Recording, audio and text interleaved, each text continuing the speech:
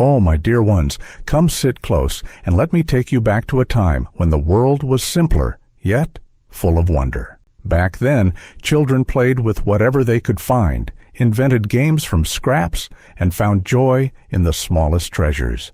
Life smelled of fresh-baked bread, wax paper sandwiches, and summer evenings buzzing with laughter and lightning bugs.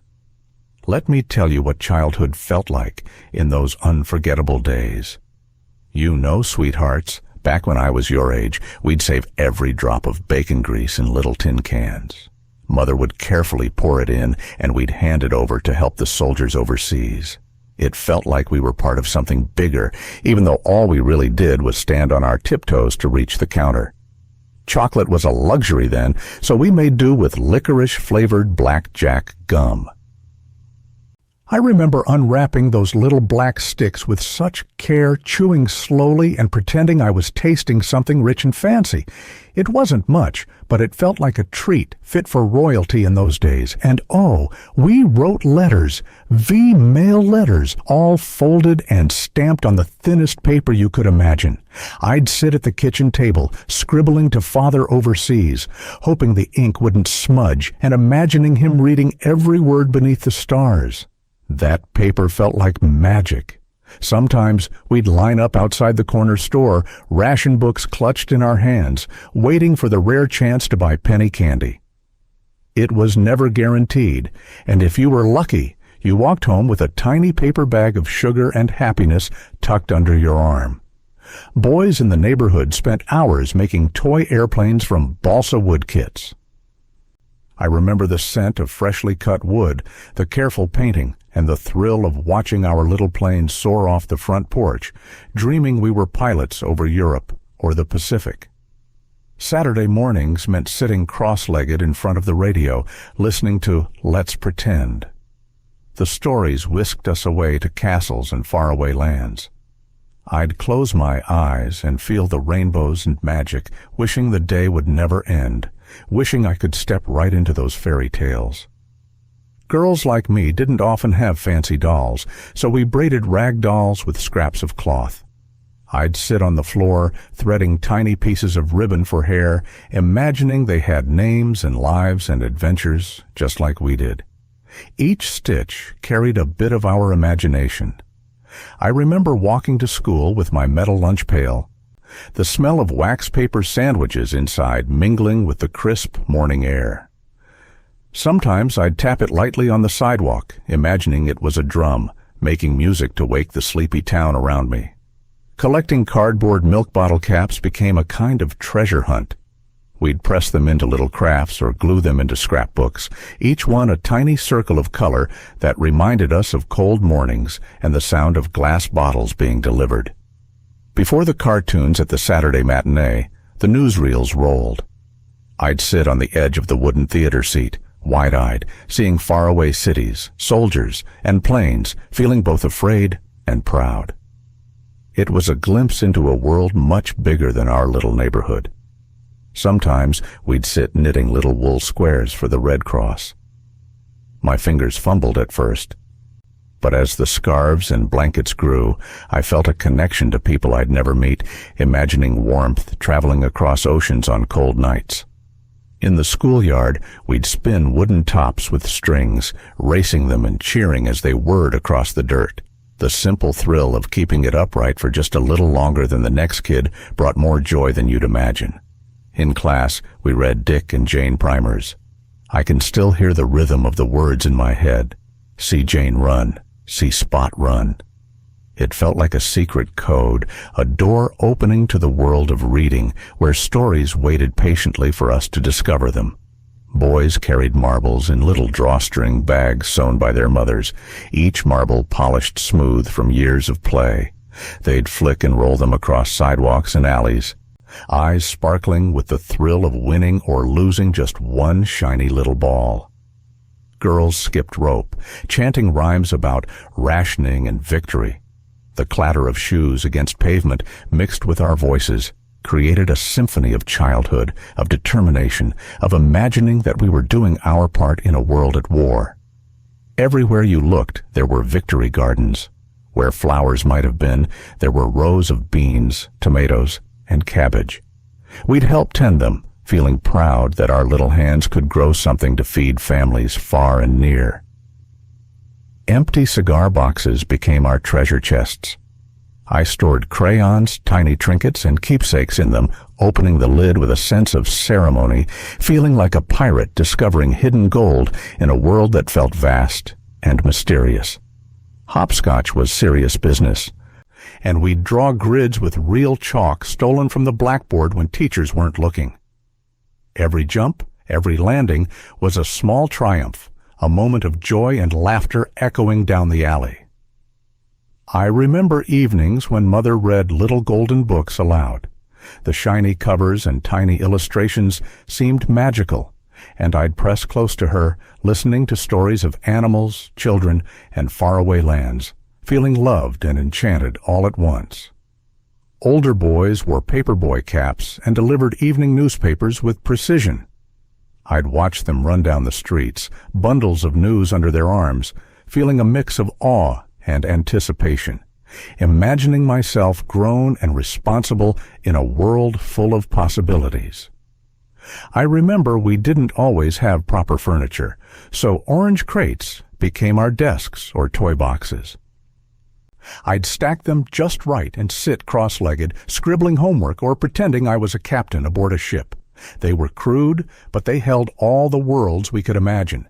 Evenings meant sitting on the porch, listening to the Lone Ranger on the radio. The clatter of hooves, the echoing, "Hi, yo, Silver," would make us jump with excitement. I'd clutch a blanket, imagining myself riding across deserts and canyons alongside the masked hero. Girls like me made doll clothes from old flour sacks. We'd cut and sew tiny dresses, braiding scraps into hair and painting little faces. Our dolls were ragged, but each stitch carried a bit of our love and imagination, turning humble cloth into treasures. Kids played stickball in alleys between tenements, dodging lampposts and parked cars. The ball would ricochet unpredictably, sending us scrambling, laughing, shouting, our knees scraped but spirits soaring. Every alley felt like a stadium, every hit a grand slam. We wrapped sandwiches in wax paper, not plastic. There was a gentle crinkle when we opened them at lunch, and the smell of peanut butter or cheese always seemed stronger somehow, connecting us to home even on gray, hurried mornings. Peanut butter was often all we had, with jelly scarce. I remember biting into thick spreads, savoring the simple taste, imagining I was feasting, though really it was just sustenance and a little comfort in uncertain times. I can still picture classmates carrying war stamp books to school, proudly showing the stickers they'd earned. We felt grown-up and important, saving up to help people we'd never meet, as though each little stamp could change the world. After Charles Lindbergh's flights, we'd pretend to be pilots, arms outstretched, running through fields or empty lots. I'd imagine clouds beneath my feet and engines roaring in the sky, believing for a moment that the world was mine to explore. Buying penny whistles from 5 and dime stores was a joy. I'd blow into mine, squeaking tunes off-key, making everyone laugh. Somehow, that tiny metal tube felt like an instrument fit for a symphony, a way to fill quiet afternoons with music. Boys carved slingshots from tree branches, whittling patiently with pocket knives. I'd watch them take aim, flicking pebbles at imaginary targets, feeling a rush of thrill and admiration. It was a test of skill, patience, and a little daring, all rolled into one. We collected cigarette cards with pictures of planes and soldiers, trading them like treasures. Each card told a story, a little window into distant places and daring deeds, making the war feel closer and somehow more real, yet exciting. During recess, chalkboard erasers became makeshift pillows for our imaginative games. We'd lie down, pretending they were couches, beds, or mountains, letting our small worlds expand across the playground with every toss and tumble. Neighborhood air raid sirens would test our courage. I remember the eerie wail cutting through the evening air, making our hearts pound. but also giving us a sense that we were part of something larger, a country standing together in uncertain times. Victory pins from rallies were treasures. We traded them eagerly, pinning them to jackets or caps, proud that even children could show support and feel connected to the heroes and efforts shaping the world beyond our street. After school, we'd drop pennies into jukeboxes at diners, watching the record spin and the music fill the room. The cheerful tunes made even the warmest milkshake taste sweeter, and we'd tap our feet, dreaming of dancing long before we ever could. Bing Crosby's Christmas carols on the radio brought magic to cold evenings. I'd huddle near the speaker, imagining snowy streets and sparkling lights, feeling a warmth that wasn't just from the stove, but from hope, music, and the world as it could be.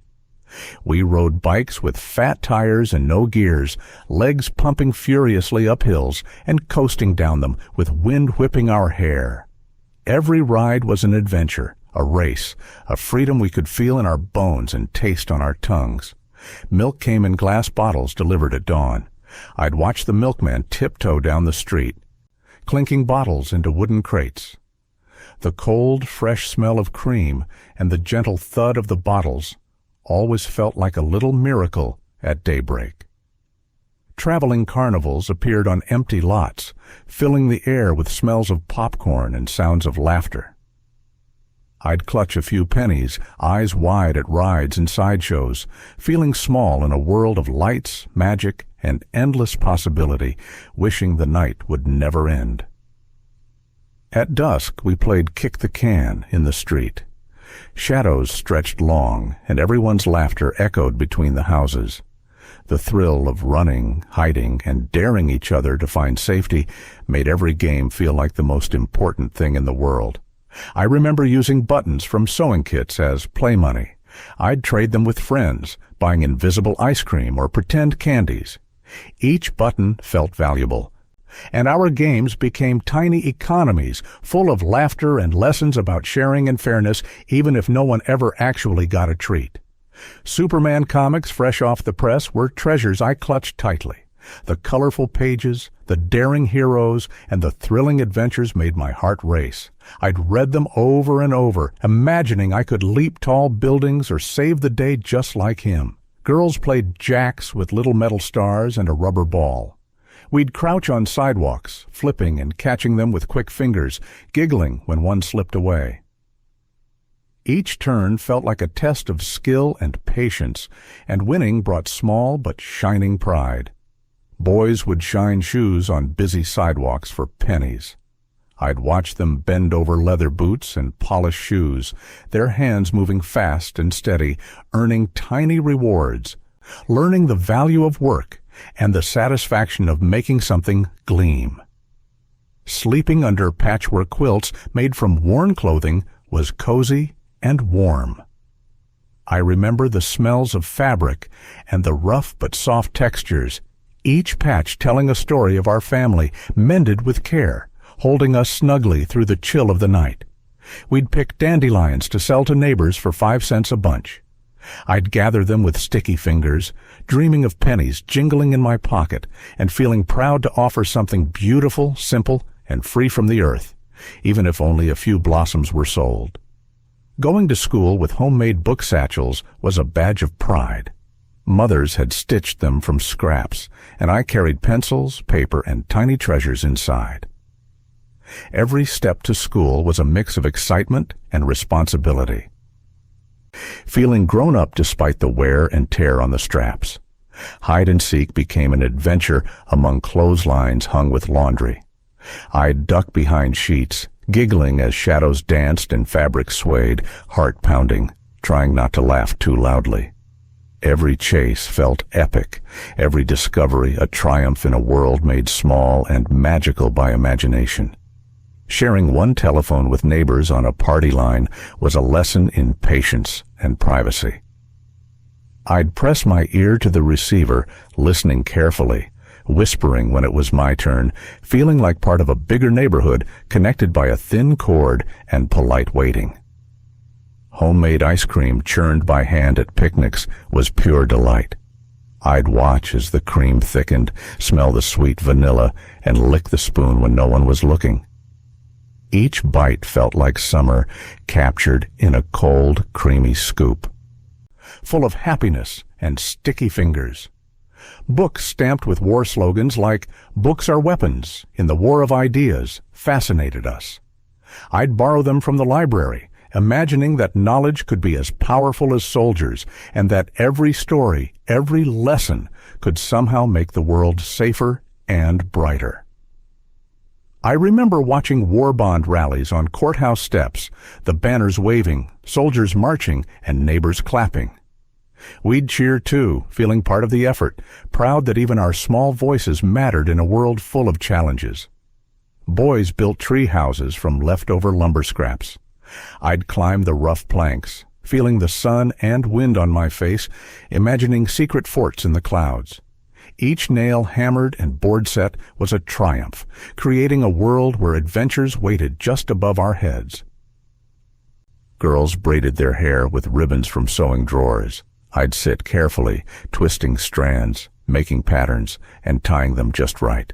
The ribbons danced when I ran, and each braid felt like a small work of art, a little piece of beauty carried through the day. Soap operas with mothers at noon were a shared ritual. I'd curl up nearby, listening to stories of love, heartbreak, and triumph, absorbing the drama with fascination. It was a quiet, cozy time, a way to feel connected to family and the wider world beyond our home. Practicing duck and cover drills in school halls was strange but important. I remember the thud of knees to floor, the rush of fear and seriousness, and the whispered giggles afterward. It made us feel grown up, aware of the world's dangers, yet still playful and resilient. We'd swap bottle caps decorated with tiny pictures. Each cap was a collectible, a secret treasure, and trading them with friends felt like negotiating deals in a kingdom of imagination. Every new cap was a story, a token of friendship, and a piece of our playful world.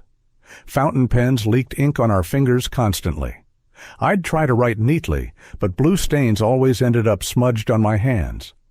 Somehow it didn't matter. The inky fingers were part of the adventure, a reminder that learning and growing were sometimes messy but wonderful. Toy boats made from walnut shells and toothpicks floated in puddles and streams. I'd watch them bob along, hoping they wouldn't capsize, imagining tiny voyages across oceans, each tiny boat carrying a sailor's heart full of dreams and endless possibility. Red Rover on dirt schoolyards was fierce fun. I'd hold hands with friends, calling names, dashing across the field, tumbling into dust, shouting and laughing. Every game was a test of strength, courage, and trust, and we'd lie on the ground afterward, smiling, hearts pounding, full of life. I remember reading Nancy Drew or Hardy Boy's Mysteries from the library, huddled in a corner, flipping pages with wide eyes. Each twist and turn made my heart race, and I'd imagine myself sneaking through dark halls or solving secrets just like the heroes did. Sometimes we'd sneak penny candy out of glass jars at the corner shop, hearts pounding, fingers sticky with sugar. The thrill of grabbing just one treat and slipping it into our pockets felt daring and exciting, a tiny rebellion that made us giggle uncontrollably. Walking barefoot on hot sidewalks in summer was its own adventure. The sun baked the concrete, warming our toes, and every crack and pebble felt alive beneath our feet.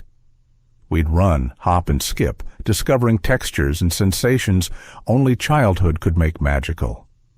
Victory bread, dark, coarse loaves made without white flour, was something we grew used to during the war. I remember the earthy smell, the rough texture, and how proud we felt knowing it helped families stretch rations and support the soldiers far away. Boys wore overalls patched at the knees, each stitch telling its own story. I'd watch them run and tumble, proud of the repairs and resilience, learning that life could be mended with a little effort and care, just like their clothes. Girls adorned barrettes shaped like butterflies or bows in their hair.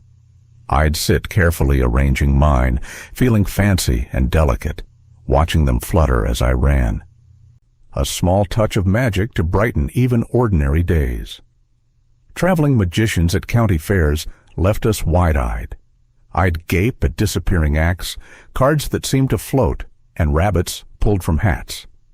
For a moment, the world felt larger and more mysterious, and I believed in real magic as much as anyone. With a nickel allowance, I'd buy comic books, savoring the thrill of each new adventure. The bright illustrations and daring tales carried me away after school, letting me live in worlds full of heroes, villains, and endless imagination. We played with tiny lead soldiers, each one hand-painted. I'd line them up for epic battles in the dirt, imagining armies clashing, strategies unfolding, and worlds expanding far beyond our little street or backyard. Carving initials into wooden school desks was almost a rite of passage.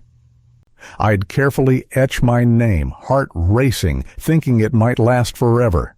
The rough grooves became a secret message for future students, a tiny claim to a moment in time. Scrapbooks filled with movie star trading cards were prized possessions.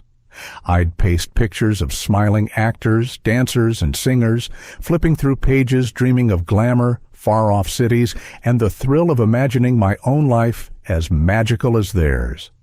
Licking postage stamps with pictures of war heroes felt important somehow. I'd marvel at their faces, dreaming of bravery and adventure, feeling like the smallest part of a world striving for courage and hope. Sharing sodas with 2 straws at the drugstore fountain was a treat. I'd sip slowly with a friend, laughing at the bubbles and sweetness, feeling grown-up yet carefree. Like nothing in the world could touch our little corner of joy. After deliveries, we'd build forts from cardboard boxes. I'd crawl inside, arranging furniture of paper and imagination, pretending it was a castle or spaceship. Every fold and stack made a secret world, a tiny kingdom of adventure waiting for us to explore. Before bed, I'd read Captain Marvel comics, imagining lightning bolts and super strength. The stories made the darkness feel exciting, filled with possibilities, and sometimes I'd lie awake dreaming of flying above rooftops and saving the day. Shadow puppet shows projected on bed sheets made ordinary nights magical. Fingers became animals and heroes, walls became forests and oceans, and I'd sit in awe, captivated by stories woven from nothing but light and imagination. Pickup baseball with broom handles for bats was serious business. We'd pitch, swing, and run in dirt lots, improvising bases, cheering, and sometimes arguing over rules. Every game was a grand championship, a memory of joy and teamwork in its purest form. 5-cent arcades with fortune-telling machines drew us in like magnets. I'd drop a coin, watch the little figures move, and clutch the paper fortune, reading it with wide eyes as if it could predict the adventures and mischiefs of the coming days. Girls pressed flowers between dictionary pages. I'd pick the prettiest blooms from the yard or park, carefully sliding them into books, waiting for them to dry. Each one was a tiny treasure, preserving a moment of beauty that I could hold forever. Boys whittled whistles out of sticks, testing each one for sound. I'd blow into mine, squeaking and adjusting, proud of the note it made.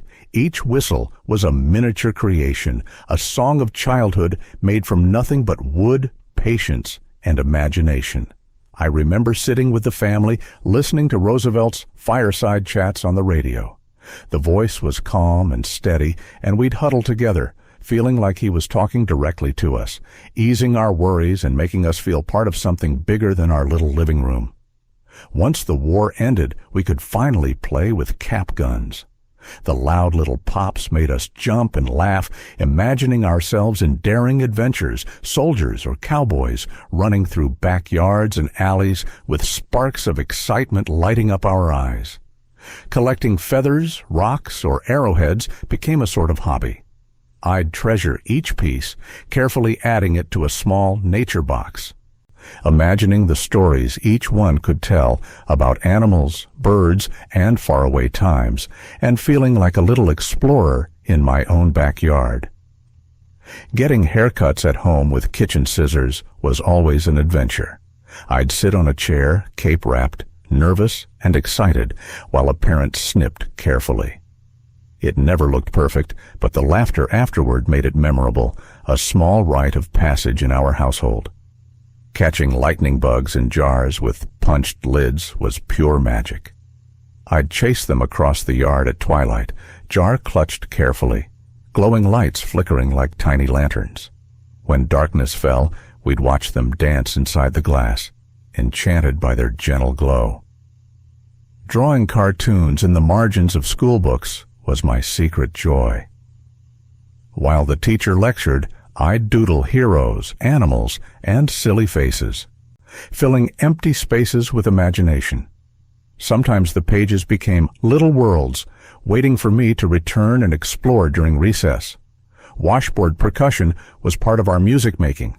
I'd tap and scrape, creating rhythms that filled the kitchen while my siblings sang along. It was noisy, imperfect, but full of laughter and joy, a small celebration of creativity and family togetherness. Powdered eggs in school lunches during the war were memorable, to say the least. We'd try to eat them with a mix of patience and humor, imagining they were something delicious, feeling proud that even in scarcity we could make do and grow strong. Sharing roller skates with clamp keys between siblings was a lesson in patience. I'd wait my turn, finally clipping them on, wobbling at first, then zooming down the sidewalk. The shared experience made the ride sweeter, and laughter doubled because of it. Ice trucks delivering blocks for home ice boxes were a spectacle. I'd watch the men carefully stack enormous blocks, feeling the chill radiate even from a distance, imagining the cold storage inside our kitchens, preserving milk, butter, and treats before refrigerators were common. Paper dolls cut from catalogs were a favorite pastime. I'd snip carefully, dressing them in tiny paper outfits, imagining grand adventures and social events. Each doll became a companion, a friend, a little piece of storytelling I could control completely. Riding in the back of open trucks on hay bales felt like flying. The wind whipped my hair, dust tickled my nose, and the world stretched out beneath us. It was freedom, excitement, and danger all rolled into one. A thrill only childhood could deliver. String balls saved in kitchen drawers became a secret treasure trove. I'd pull one out, unraveling it slowly for play or wind it up for future games. It was ordinary, humble, yet full of possibility, a small joy that lasted hours and days. Magazines like Boy's Life or Calling All Girls were eagerly awaited. I'd curl up in a corner, devouring stories, crafts, and advice, feeling connected to a wider world, imagining adventures and possibilities far beyond my street and neighborhood. Baseball games on the radio were the heart of summer evenings. We'd sit close, listening to the crack of the bat and the announcer's voice painting vivid pictures. Our imaginations filled in the stadium, the cheers, and the thrill of victory and defeat. Traveling medicine shows were a spectacle of music and sales pitches. I'd watch wide-eyed as performers sang and danced, while adults debated the miraculous cures being sold. It was entertainment, excitement, and education rolled into one colorful, slightly bizarre experience, making stilts out of tin cans and rope-tested balance and courage. I'd step carefully, wobbling at first, then stride taller than the world around me. Every successful step felt like conquering gravity itself, a triumph of determination and fun. Singing Boogie Woogie Bugle Boy on the playground was pure delight. Our voices echoed down the alleyways, some of us off-key, some in perfect rhythm, all of us filled with joy, camaraderie, and a touch of wartime spirit that made even ordinary days special. Typewriters with sticky keys were our tools for pretend newspapers. I'd pound away, making headlines and stories, Fingers smudged with ink, imagining readers eager to learn about our little world, creating worlds of words that existed only because we willed them alive. Oscillating fans hummed through hot summer nights while we fell asleep. The whirring, cool breeze against our faces made us drowsy and dreamy. I'd listen to the gentle rhythm, imagining it was singing lullabies, lulling me into a world of dreams and childhood magic.